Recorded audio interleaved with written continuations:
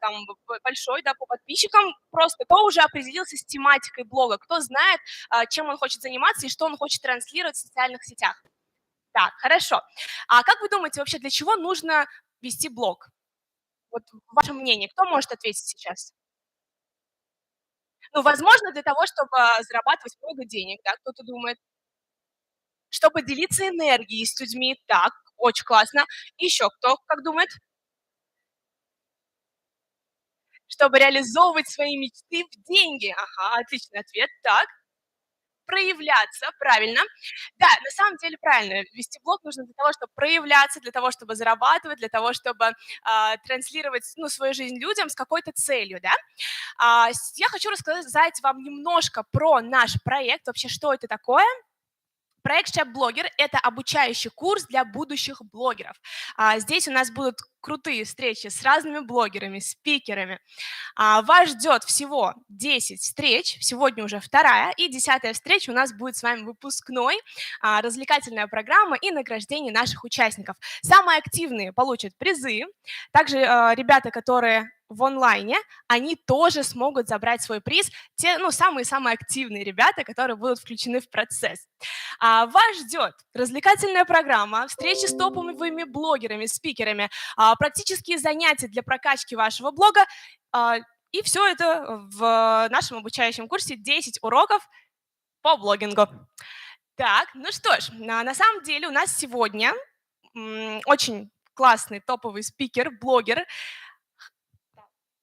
Ага, все, отлично. Ну что ж, я думаю, вы что все ее тепло-тепло встретите.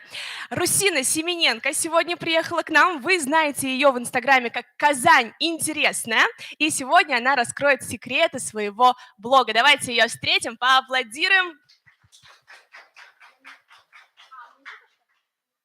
Вот, Русина! Так, мы думали, что ты уже где-то потерялась. Ну что ж, ребят, хочу вам представить Русину. Я лично давно подписана на ее блог, всегда слежу за ее обзорами, и очень приятно, что сегодня она пришла к нам. Ребят, привет! Я не ожидала так быстро к вам выйти. Вот, у нас сегодня тема. Мы сейчас уже начинаем, да, урок, правильно я понимаю? Да? Ага. Мы сегодня говорим с вами на тему, как выбрать тематику блога.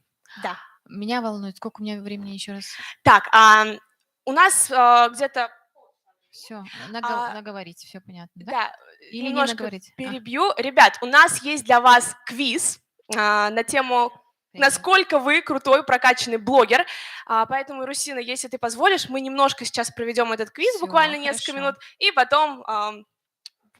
да. А можно я посижу? Да, конечно. Ребят, смотрите, сейчас на экране вы видите QR-код, его нужно отсканировать. Да, я думаю, что у вас у всех есть в руках смартфоны. Давайте быстренько отсканируем QR-код. Мы с вами пройдем такой небольшой тест, насколько ты продвинутый блогер.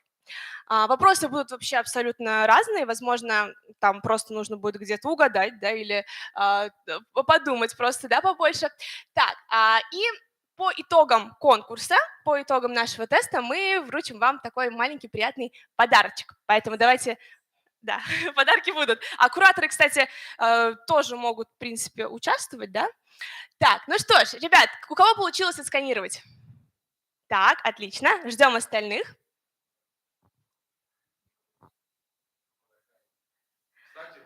Кстати, ребят, здесь вот есть Wi-Fi, его можно отсканировать и подключиться к нему для тех, у кого вообще ничего не ловит. Может.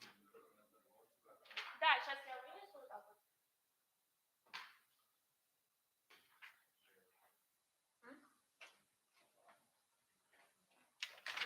Так. Вот здесь вот можно подключиться, у кого не ловит, отсканировать.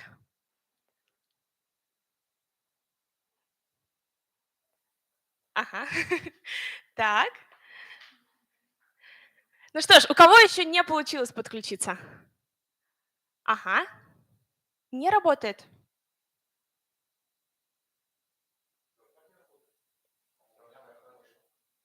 Так, сейчас подождем немножко.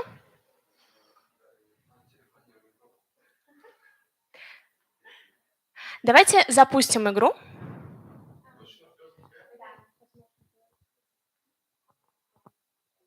Да, запустить игру.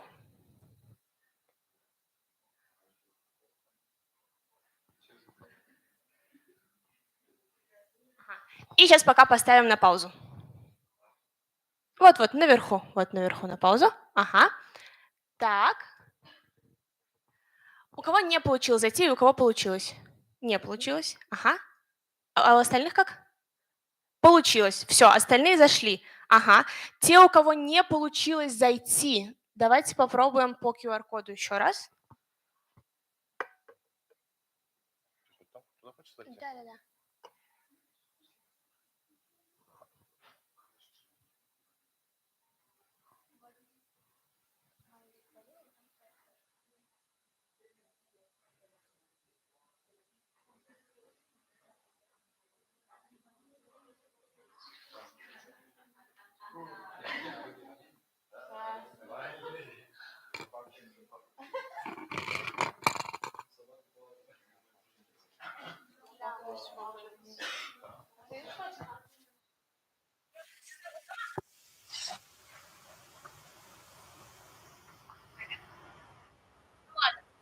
Так.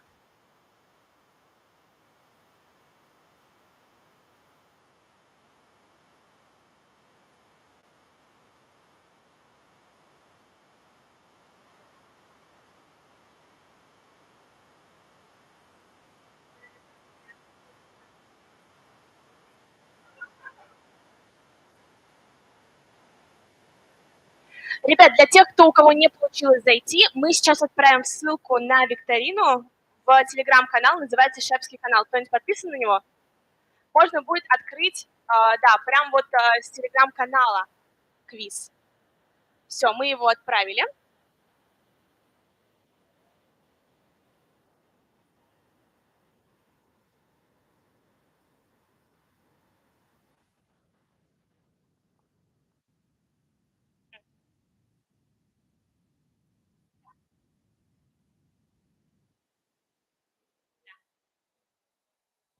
Ага. Так, и теперь на экран, пожалуйста. Все, супер. Ребят, наш первый вопрос. Что лучше сделать, прежде чем начать вести свой блог? Можем начать играть. Выбрать платформу для блога.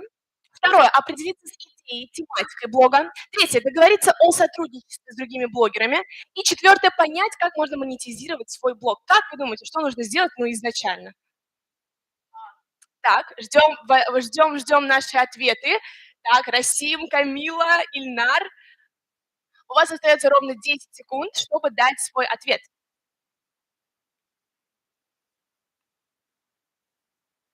2, 1. Так. Отлично. И правильный ответ – это определиться с идеей, тематикой блога. Так, отлично. Идем дальше. 81% ответили правильно. Так. И первый вариант ответа – выбрать платформу для блога. 19% ответили. Так, следующий вопрос. Из чего состоит личный образ в социальных сетях? Первое – личность, экспертность, продажи. Второе – личность, экспертность, продукт. Третье – уникальность плюс экспертность. И четвертое – личность, продукт, продажи. Будьте очень внимательны. Мы тут специально немножко перемешали, запутали. И выберите правильный ответ. Кстати, пока лидеры. На первом месте у нас Лиана, на втором месте AB, на третьем месте Тимирбаев, так, на четвертом месте Айгуль и на пятом месте... Ага. Итак, правильный ответ – личность, экспертность, продукт. Правильный ответ выбрали всего 52%. И многие, 33% выбрали уникальность плюс экспертность. Так, ну что ж, третий вопрос. Какая социальная сеть была запущена раньше? ВКонтакте, Facebook, Одноклассники или Инстаграм? Как вы думаете?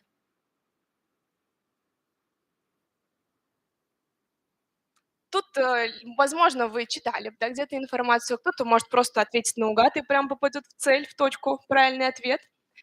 Итак, остается 10 секунд. Инстаграм, Одноклассники, Facebook и ВКонтакте. Вообще сразу так кажется, как будто Одноклассники, наверное, самая древняя социальная сеть. Но сейчас мы узнаем правильный ответ.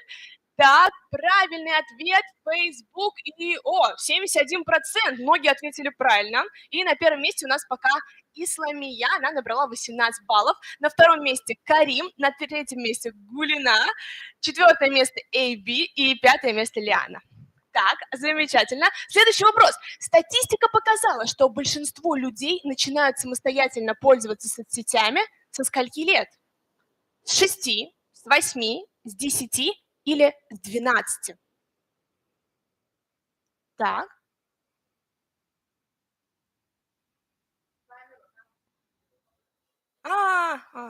Супер. А вот со скольки лет вы начали пользоваться, кстати, соцсетями? Все, меня экран видно. Я, например, начала с 7 лет пользоваться. Я помню, первый раз зарегистрировалась ВКонтакте. Итак, правильный вариант ответа с 10 лет, и многие выбрали с 8 лет. Кстати, да, но это среднестатистический такой возраст. Кто-то, наверное, раньше, может, начал пользоваться социальными сетями. Следующий вопрос. Когда появились Reels? Июнь 2021, март 2022, декабрь 2020 года или январь 2023 года? Давайте проверим вашу память. Когда вообще вы начали листать рилсы в Инстаграме? Кстати, у нас на первом месте все так же Исламия, у нее 23 балла. Потом вот чуть-чуть отстает Карим, 22 балла. 22 балла также Диляре, Гулина, 21 балл, и AB, 15 баллов. Итак, правильный ответ. Июнь 2021 года. 66% наших участников ответили верно. Так, на самом деле в США на год раньше появились рилсы, у нас они появились только через год. В какое время лучше выкладывать рилс? До 12, в 18:00, в пик активности вашей аудитории, ну или вообще без разницы. Как вы думаете? Мне кажется, очень много блогеров снимают про это сейчас видеоролики, рилсы, именно в какое время лучше выкладывать. Кстати, на первом месте сейчас Карим и Исламия, вот у них ровное количество баллов, одинаковое. Итак, и правильный ответ. В пик активности вашей аудитории или же без разницы. То есть на самом деле нет определенного времени, в какое время там может залететь ваш рилс. Ну, либо же в пик активности вашей аудитории, если вы хотите, чтобы ваша аудитория сразу откликнулась и дала вам обратную связь. Следующий вопрос. Что означает слово интеграция? Интеграция – это экономия, продажа услуг, объединение или передача информации.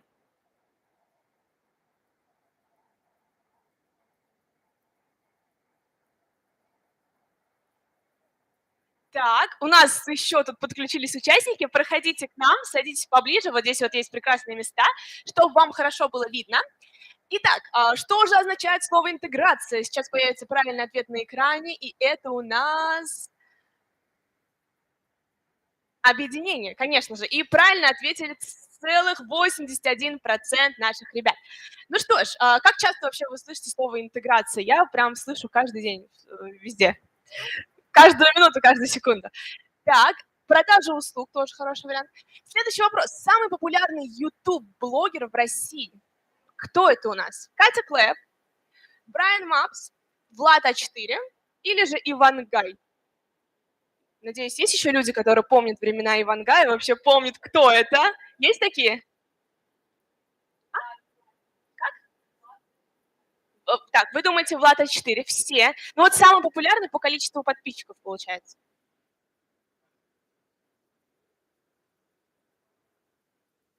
Да?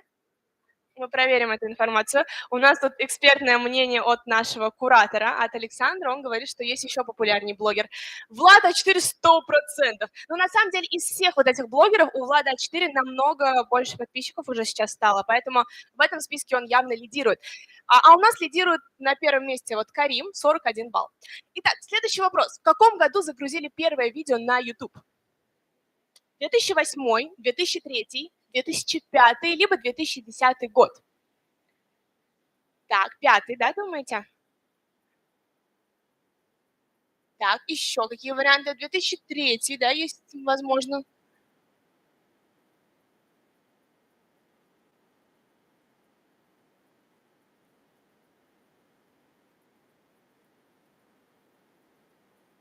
Итак, правильный ответ. В каком году загрузили первое видео на YouTube? В 2005 году. И всего 35% ответили правильно.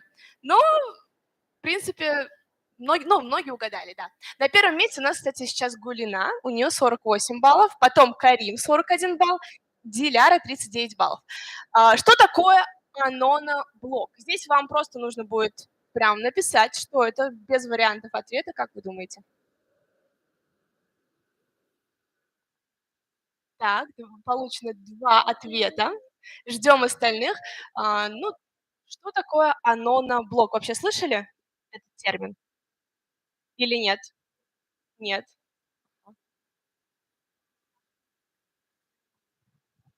Несколько людей ведут. Ага. А моноблок — это как? Моноблок, ага. Всё хорошо.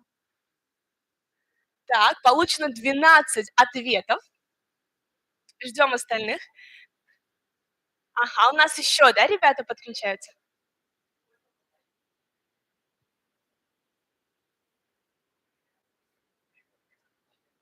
Так, ребят, всем привет! Проходите, подключайтесь к нам. У нас второе занятие в проекте «Шеф-блогер». Мы рады вас видеть. Так, ну что ж, получено ответов 17. Ждем еще буквально несколько секунд и смотрим правильный ответ.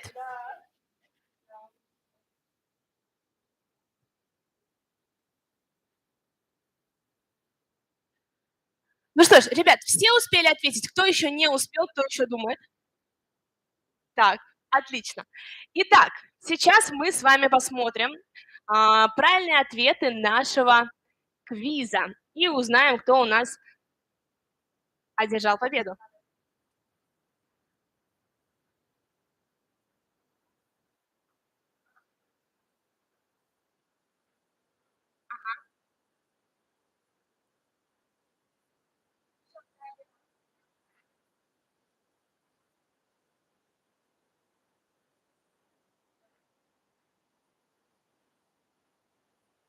Так, ну что ж, ребята, анона-блог — это блог анонимного автора.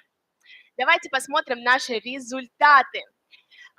Гулина 48 баллов, Карим 41 балл, Диляра 39 баллов, Исламия 39 и Айгуль 37 баллов. Давайте нажмем далее. Ну что ж, всего у нас участвовало 22 игрока, и первое место у нас занимает Гулина, она набрала 48 баллов. Гулина, ты где? Поднимай руку. Выходи сюда вперед, да. Наш эксперт в сфере блогинга, да, человек, который полностью ответил правильно на наш тест. Мы хотим подарить Гулинеге. Да, давайте. Мы хотим подарить тебе футболку «Шеф-блогер». Надеемся, что ты будешь с радостью ее носить.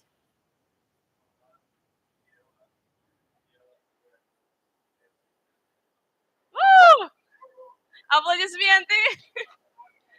Ну что ж, Гулина, присаживайся. Друзья, для тех, кто только что подошел, сегодня у нас второе занятие, и тема нашего урока называется «Как выбрать тематику своего блога».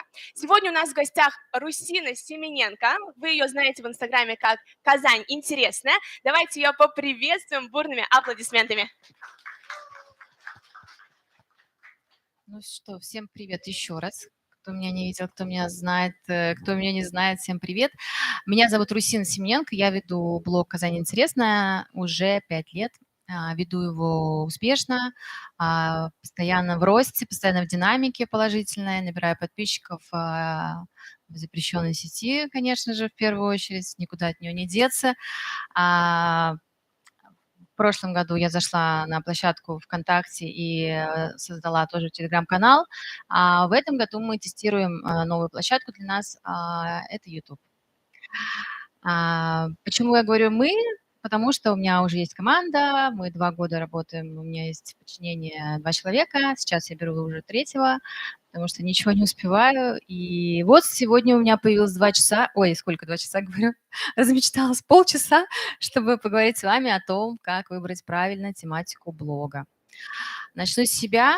Как я выбрала тематику блога.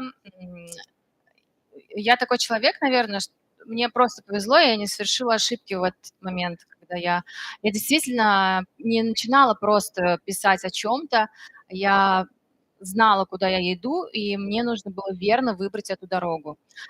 Я села, в какой-то момент, когда поняла, что хочу вести блог, и стала думать, а что мне нравится вообще? Мне нравилось, как бы это ни странно звучало, просто бродить по городу, изучать город, изучать его архитектуру, изучать историю. И, соответственно, я поняла, что я могу писать тупо о Казани, живя в Казани, писать о Казани. Мне кажется, это очень просто и гениально просто. Вот. И, конечно же, я не могла просто взять и начать писать. Я промониторила рынок 5 лет назад. Классно без музыки, спасибо. 5 лет назад не было блогеров, пишущих о Казани. То есть не было, вот эта ниша была свободна. И я такая думаю, ну класс, я начну тогда. Впрочем, так и получилось. И я просто начала также гулять по городу, искать интересные места, и писать о них, тогда просто на личной странице. У меня уже тогда было 800 своих подписчиков, своих друзей, своих родственников, которые, как только я выложила первый пост, сказали: "Что с тобой случилось? У тебя случайно не какое-то там заболевание? Зачем мы тут, смотрим какие-то церкви заброшенные и не заброшенные тоже? Зачем мы должны изучать с тобой историю этого города?" И они, конечно же, кто-то отписался, кто-то остался, но, потом потянулись, настоящие реальные подписчики, которым было интересно. Сейчас, мы с вами возвращаемся к вопросу, как правильно выбрать тематику блога. Я хочу, всех тех, людей предупредить, тех людей, которые хотят стать на самом деле блогерами, предупредить, об одной, вещи. Они, наверное, не принято говорить, и вообще у людей, наверное, какое-то, иллюзорное восприятие понятия блогер. Блог и блогер — это 100% про, мощную работу. То есть это ежедневная работа. Здесь нет выходных, здесь нет 10 часов вечера я убираю телефон и ложусь спать. Здесь нет отпуска, здесь, 100% про самодисциплину. Каждый божий день ты должен поднимать себя, с кровати, да, и нет у тебя никакого начальника, нет у тебя мамы, нет у тебя, никакого над тобой вышестоящего органа, который тебе скажет: "Встань и иди и делай". Только ты сам можешь, себя привести к тому уровню и стать на самом деле настоящим блогером благодаря тому, что ты ежедневно будешь работать. Только ты. Ну и все, как бы вы должны это понимать, и многие не понимают. И вообще, мне кажется, вот, вы молодцы, конечно, да, что вы стараетесь, понятию блогер придать, правильный оттенок. Люди вообще вокруг просто не понимают, что такое блогер. Блогер равно бездельник. У нас, так принято. И, к сожалению, это факт. Мне ежедневно просто пишут: "Слышь, ты, приедь, пожалуйста, через час ко мне нужно тут снять мероприятие". Здравствуйте. Как через час, если у меня все расписано на 2 недели вперед? И вообще я не понимаю, ну как, что за отношения? И, у нас, вот это вот, флёр, бездельника постепенно, потихоньку вроде бы спадает с этого понятия. И блогер, для меня блогер равно СМИ — это уже давно. Блогер — это журналист, блогер — это репортер, блогер — это тот, кто первый приезжает на место события, блогер — это человек, который один делает, колоссальную работу. И поэтому, к чему я это все веду, вы должны понимать, что раз это ежедневный труд, вы должны любить, то, чем занимаетесь. И, вот я выбрала писать о Казани. Мне за 5 лет ни разу это не надоело, потому что я действительно выбрала то, что к чему был зов моей души. Мне действительно нравится каждый день изучать новые интересные места Казани. Да, что-то мне в этом деле не нравится, потому что мне приходится действовать согласно трендам, но в целом, мне действительно, классно этим заниматься, и я хочу этим заниматься. Мне кажется, я буду до 100 лет просто писать о Казани, и я еще найду кучу интересных локаций, и я буду также интересна аудитории, пусть таким же столетним подписчикам. Я думаю, что все-таки мои подписчики будут расти вместе со мной. А, но правильно выбрать тематику блога — это 100% про успех, потому что когда, кстати, да, вот хочу сказать, меня вначале очень сильно сбивали с пути, мне прям писали там знакомые: «А что ты пишешь про Казань? Это вообще неинтересно». Так, постой-ка, я думаю про себя, это неинтересно тебе, а мне это интересно. А я спрашиваю этого человека: «А что интересно тебе?» А он мне говорит: «Вот писала бы ты там обзоры каких-нибудь косметических средств». Ну, хорошо, это интересно тебе, ты и пиши. То есть вот мне часто говори просто тогда, когда я начинала 5 лет назад, было классно делать обзоры на какие-то, вот опять-таки, косметические средства, классно шли визажисты, классно начинали стилисты. А та ниша, в которую я вложилась, получается, она была вообще очень раскручена. Людям было неинтересно в целом, гулять по Казани, изучать город, путешествовать по Татарстану. Это стало интересно только в 2020 году, когда наступил пандемийный год, закрыли границы, и когда люди действительно заинтересовались собственным краем. И сейчас это стало очень мейнстрим направлением, то есть пишут о Казани просто все, и мне кажется, любой блогер пытается каким-то макаром подлезть в эту нишу и такой там хотя бы хоть вот так вот напишу о Казани.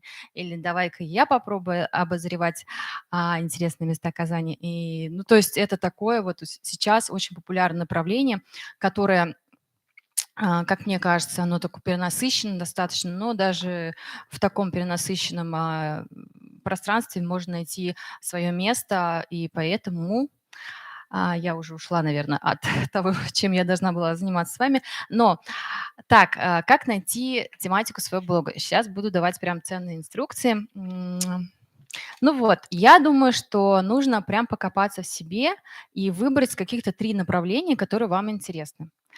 А, Вообще, в целом, можно не выбирать тематику блога. Можно стать лайфстайл-блогером и вообще не украшать никакой экспертностью свой блог и рассказывать о том, что вы делаете ежедневно. Если ваша жизнь достаточно интересная, насыщенная, вы достаточно неординарная личность, вы можете просто рассказывать о том, что вы делаете ежедневно. И мне кажется, это тоже находит свой отклик. Вот кто-то там в Китае ест, я не знаю, знаете, наверное, все, да, и на это смотрят миллионы людей, и это ок.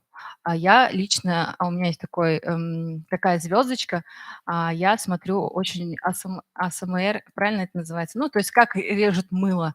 Кажется, какая-то глупость, но мне это так нравится, я получаю какое-то удовольствие от этого, и там тоже миллионные просмотры. Поэтому в целом можно резать мыло и можно быть популярным. Но если уж вы хотите зайти в вообще экспертным человек становится не сразу. То есть, естественно, когда я начала вести блог о Казани, о Татарстане, я была а, так называемым дилетантом. Я стала экспертным там спустя года 3, и сейчас, конечно же, я могу ответить практически на любой вопрос о Казани, могу рассказать все, что угодно касательно тематики моего блога.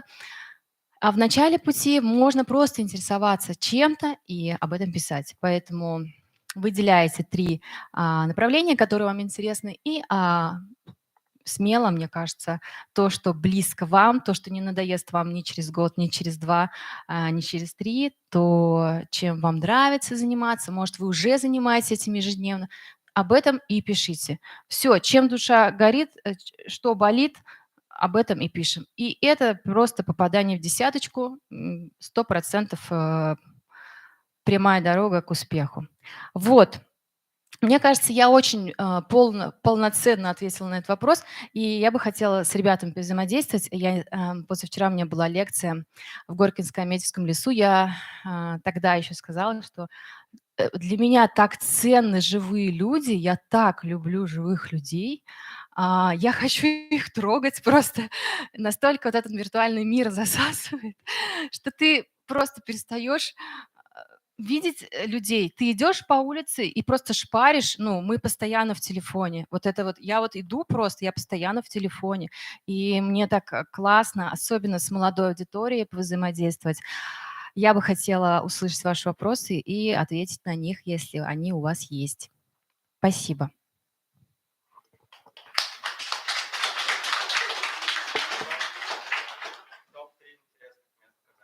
Ой, мой любимый, мой любимый вопрос. Ну, топ-3. Ну, вообще, у меня есть уже такая профдеформация небольшая. Ко мне приезжали друзья из Москвы летом, и они такие говорят: а покажи нам, пожалуйста, Казань, что-нибудь интересное.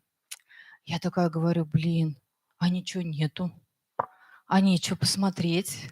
Но потому что я настолько уже в этом варюсь, что для меня ничего нового нет.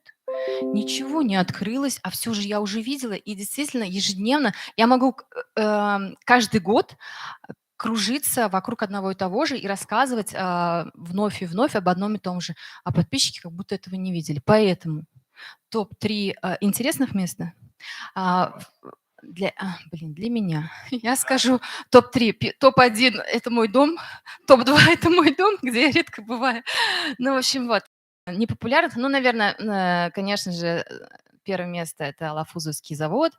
Я не знаю, были ли вы там или не были, насколько оно для вас интересно или нет, но оно такое, вроде бы еще не заезженное, оно интересное, обновление выставок, классные вечеринки и такое молодежное достаточно. Так, топ-2 незаезженных, да? Блин, незаезженных, сейчас подумаю. Ну, вообще, в целом, мне нравится сейчас дворик присутственных мест в Кремле. Классное вообще новое пространство открыли в этом году летом, и сейчас там проводятся музыкальные вечера, концертная площадка очень классная. И мне очень нравится, что там мероприятия все бесплатные для казанцев. Это прям у нас город в этом плане молодцы. Очень много классных, культурных, бесплатных мероприятий проводит. Так, и топ-3. Топ-3 сейчас скажу. Ой, как для меня это сложно все. Ну, пусть будет набережная озера Кабан. Я ее люблю, особенно люблю в том месте, где ресторан «Пир», «Каспийка». Это все очень красиво, там сохранили, возможно, даже воссоздали как-то флору и фауну. Вот эти кувшинки там до сих пор цветут, вот эти вот лысухи, уточки. Ну, это просто какой-то там природный уголок в центре Казани. Поэтому вот, ответила, думаю.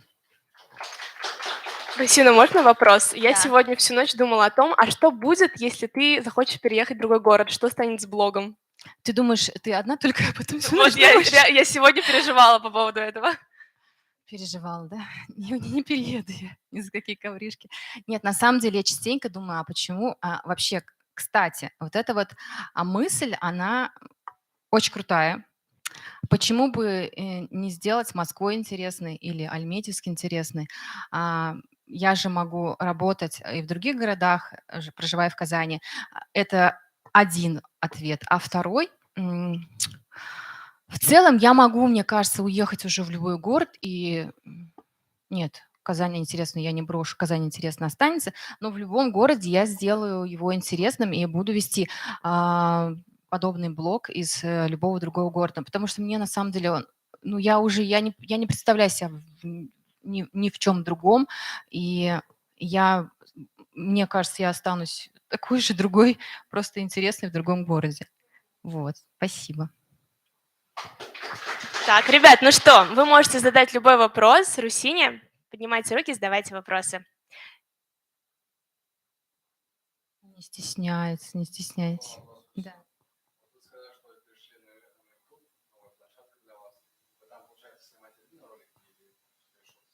Шортсы, ну, естественно, как не снимать, любой, рилс – это тот же шортс, как сказала. Ну, у меня там не такие высокие, конечно, просмотры, мы никак не можем. Но в целом, да, вот. Это шортсы только, да. Да-да-да. Короче, у меня в "Ютубе" сидит менеджер, да, он делает, дублирует, а длинные ролики мы тоже снимаем, но, так как они, затратные, энергозатратные. Любой может быть самый первый какой-нибудь. Ага.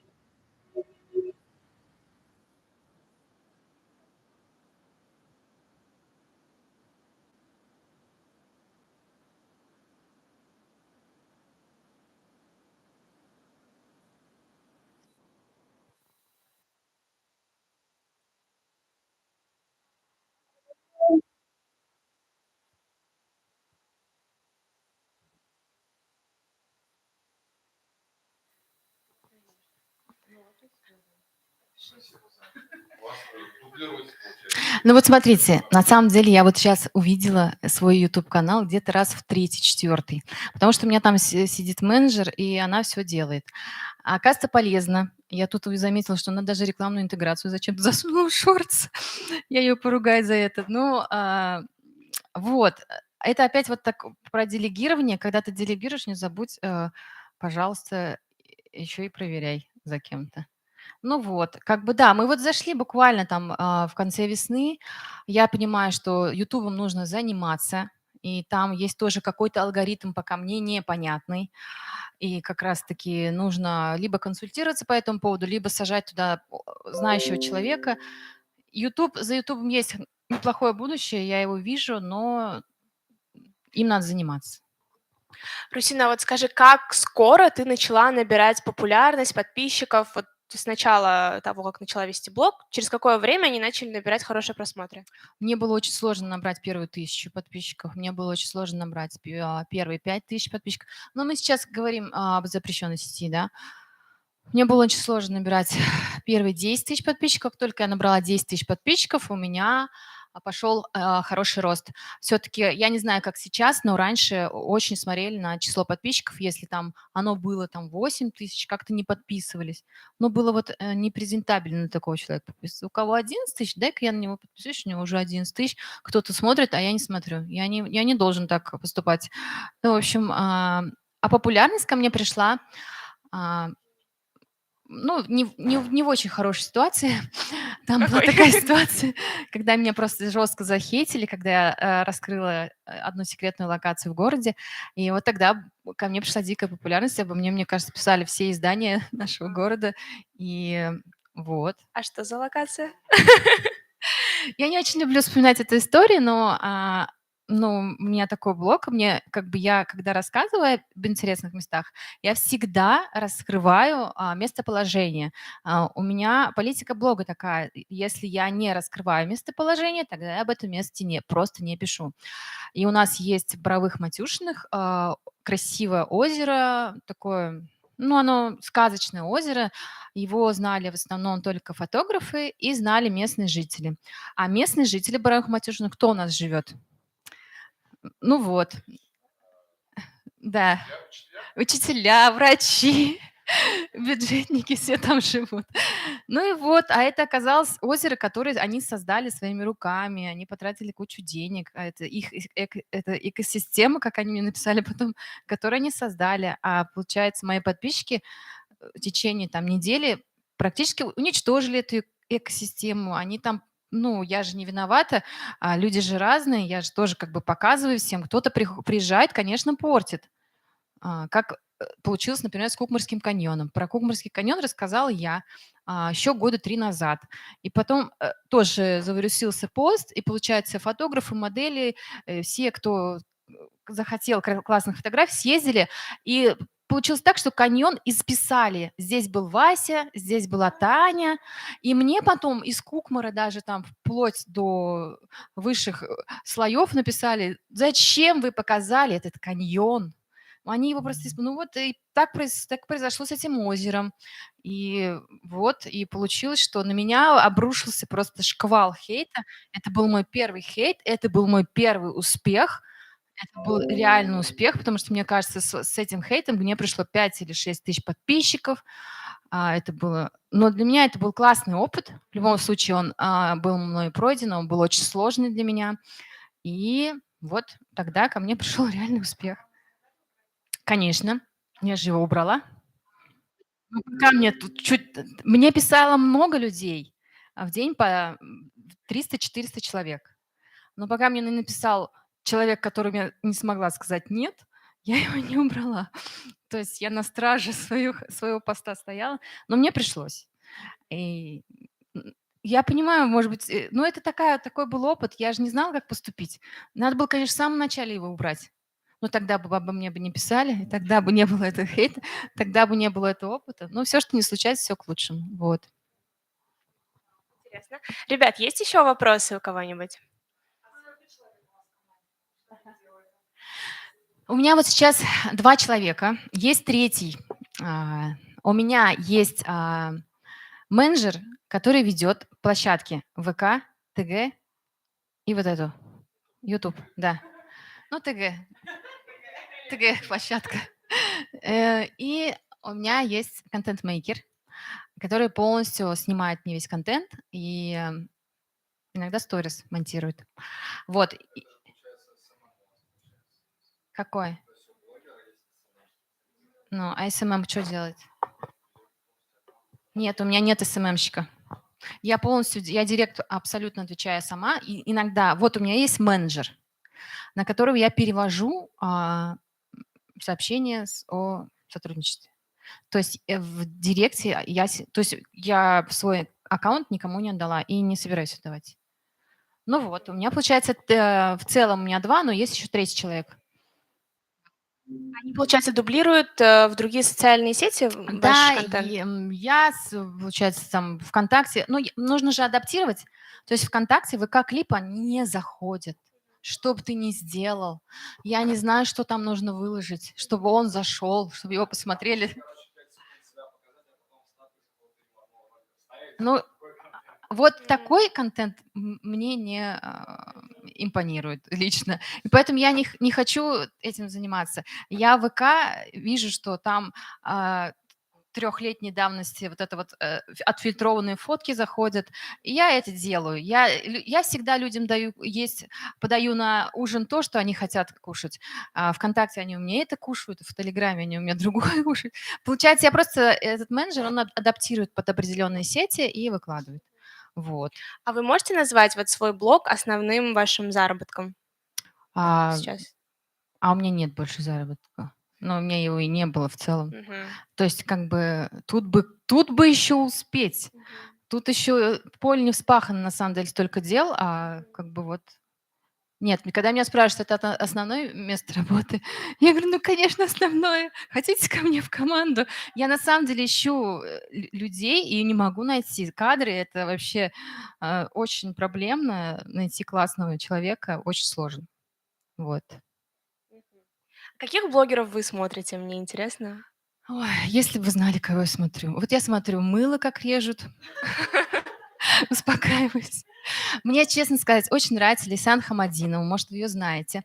Почему я ее люблю? Потому что она из Кукмарского района, оттуда же, откуда и я. Я ее смотрю, потому что это очень успокаивает меня. Это как сериальчик какой-то там татарский. Вот она там сабантуй покажет, татарскую свадьбу. Ну, я же тоже из татарской семьи, это для меня все очень близко.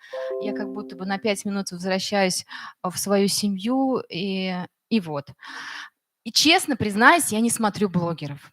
У меня табу на чужие сторис, потому что если я еще буду чужие сторис смотреть, во-первых, я очень не люблю подражать, копировать, у меня в блоке все аккаунты похожие на меня. Я не должна видеть чужой контент. Потому что, не дай бог, где-то копирнуть, не дай бог, где-то там соприкасаться. Мне очень хочется оставаться эксклюзивной в этом моменте. У меня, конечно, девочка, вот одна контент-мейкер, она следит за другими аккаунтами. У нее есть а, список такой, должностная обязанность, следить за моими конкурентами для того, чтобы она сказала: слушай, Русин, вот туда не пойдем, а там уже кто-то побывал, там мы должны быть первыми. И она следит за трендами. Насмотренность и тренд– это обязательные. То есть человек, который ведет контент, он должен быть насмотрен. Он, ну вот, листать рилс целый день– это вот целая работа, а она у меня этим занимается, а это должна делать я. Но я вот не делаю и не смотрю, ну, потому что мне некогда, на самом деле, еще и за кем-то следить. Спасибо за вопрос. Так, еще вопросы? Да.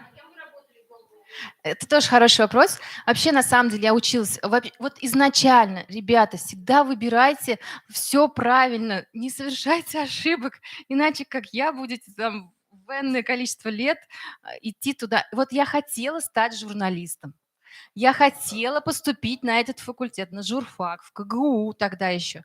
Мама мне сказала: это что за профессия?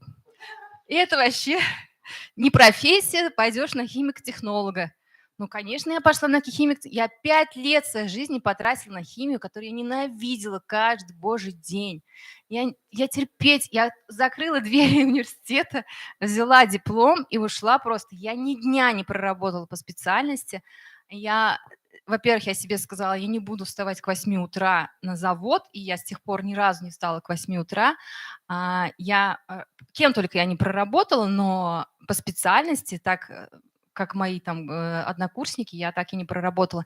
Я работала вообще в институте, я работала промоутером, я была звезда промоутерства, потом я была супервайзером, потом я была торговым представителем, региональным представителем. Ну, кто знает, это такое тоже свободное плавание, там съездил, проверил там несколько магазинов и дальше пошел. Ну вот, и в целом я как бы и нигде особо в нормальном месте и не работала. Но вот всегда мне было важно быть свободной, и я выбирала эту свободу, и я ее выбираю до сих пор.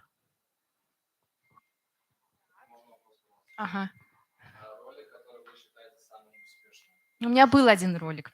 Reels, да? Мгм.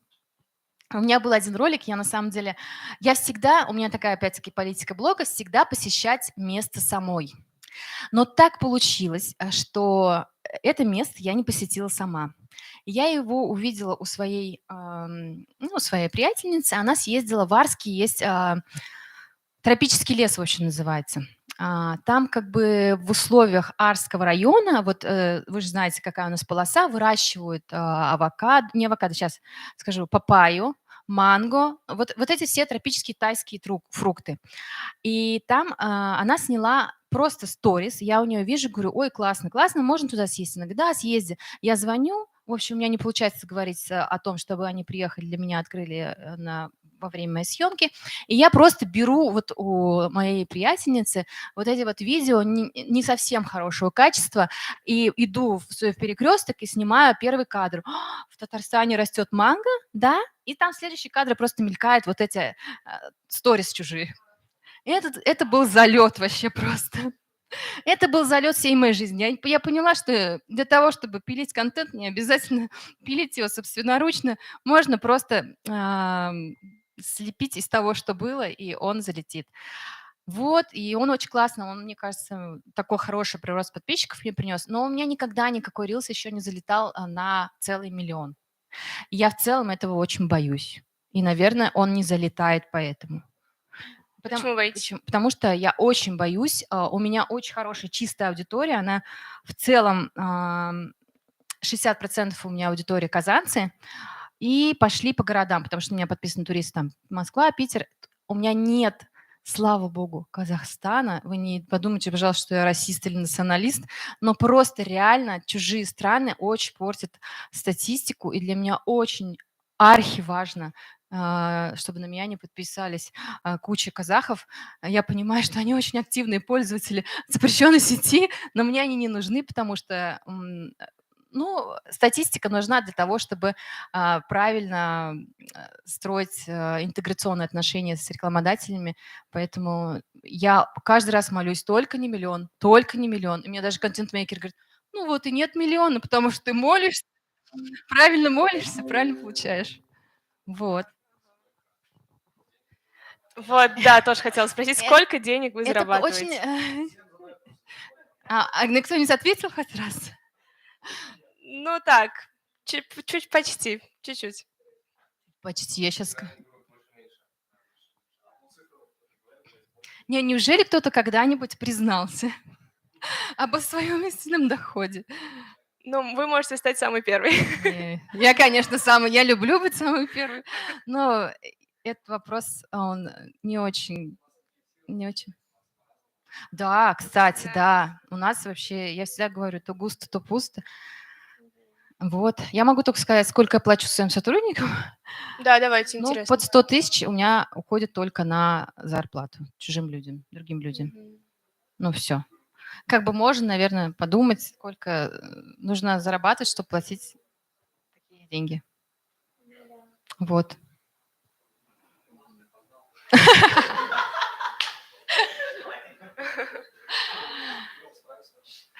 А получается, вот у вас прирост подписчиков произошел, когда именно рилсы появились, и вы начали их делать? Ну, Или до этого у конечно, вас тоже была это аудитория? бесплатный перерост подписчиков, и до этого мы, конечно, все сидели на таргетированной рекламе, просто каждый пост ставили на таргет и платили деньги, и был такой вот прирост, получается, за деньги. А Reels — это абсолютно бесплатный прирост подписчиков. И просто пилить его ежедневно, и подписчики идут. У меня каждый день, да, рост хороший, положительная динамика всегда. И мне кажется, очень круто, что придумали рилсы и бесплатно продвигаются люди. Ну, к сожалению, нам же нельзя пользоваться этой площадкой. Нам уже как-то вот надо на других площадках расти. ВКонтакте получается расти только за счет таргетированной рекламы. То есть там это вложение денег. И без денег там не получается расти пока. Вот. Так, ребят, вопросы? Ты такой любопытный, я смотрю.